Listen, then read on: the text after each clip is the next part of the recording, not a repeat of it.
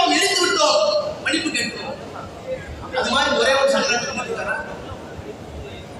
ஒரே ஒரு சங்கராச்சாரம் கேட்டுக்காரா? தீண்டாமை சமாதானமானது, தீண்டாமை இருக்கத்தான் வேண்டும், பெண்களுக்கு சொத்துரிமை கொடுக்காதே என்றெல்லாம் எழுதிய சங்கராச்சாரி யாராவது ஒருவர் சரி செத்து போன விட்டு உயிரோடு இருக்கிற ஒரு ஆள் நம்ம எங்க தாத்தா பண்ண சங்கராச்சாரம் சொல்றான், சொல்றது இல்லையா? அது ஆரியம் இருக்கிறார். அப்போ மூட நம்பிக்கை வேறு, அறிவியல் வேறு. நாங்க அறிவியலை பற்றி பேசுறோம். நான் இப்ப பேசல, நான் டார்வின் சொல்லி தரது காரணம் இருக்கு. 1850 டார்வின் கொள்கை, ஆனால் 2000-3000 ஆண்டுகளுக்கு முன்பாக தொல்காப்பியம் சொல்கிறது.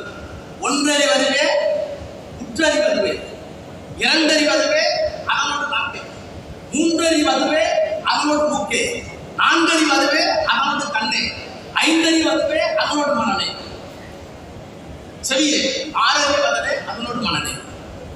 ஒரு உயிர் எது அமீபா எது தொடு உணர்ச்சி மட்டும்தான்.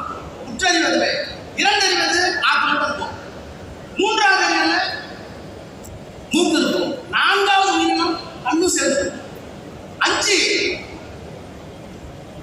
காது இருக்கும், 6 மனசு சிந்திக்கக்கூடிய ஆற்றல்.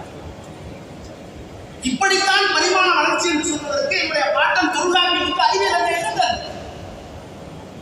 இந்த உலகம் எப்ப சுத்திட்டு இருந்தோம்? பூமிதான் சூரியன் சுத்தி வந்து எப்ப சொன்னோம்? மாத்தி சொன்னாங்க. இந்த உலகம் சுத்தி நேரம் வச்சுட்டாங்க. சுழன்றும் ஏற்பட்டது உலகம் என்று என் பாட்டன் சொன்னான்.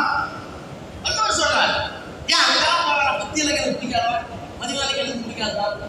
ஆனா நீங்க அழகிறீங்க தானே, உங்க எவிடன்ஸ் ஆக்ட் புதிய எவிடன்ஸ் ஆக்ட் தெரியாது. நான் பிராக்டிஸ் பண்ணுறது பழைய evidence act. Source of evidence என்ன?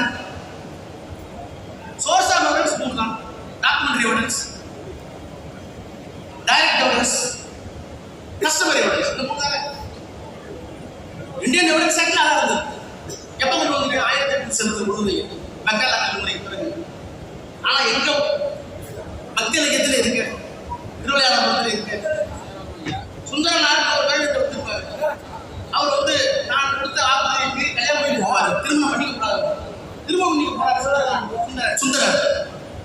அதை தடுக்காட்டு சிவபுரம் வர கதை போய், ஆனா எழுதியிருக்கிறது என்ன இருக்குவாங்க, கல்யாணம் பண்ணிக்க கூடாது என்பது ஏற்கனவே அவர் விதிக்கப்பட்ட விதி. அதை தாண்டி சுந்தரர் திருமணம் செய்து கொள்ள போகிறார். ஒரு அடிமை திருமணம் செய்யறதுனால அப்ப இருக்கு. அப்ப சிவபெருமான் போய் சொல்றாரு, நீ எனக்கு அடிமை திருமணம் பண்ணக்கூடாது.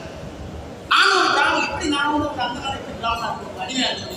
நான் சுந்தரர், நான் அடிமை என்பதற்கு என்ன? அப்ப கேட்கிறார் சுந்தரர், நான் அடிமையா காட்டு, ஆட்சியில் ஆவணத்தில்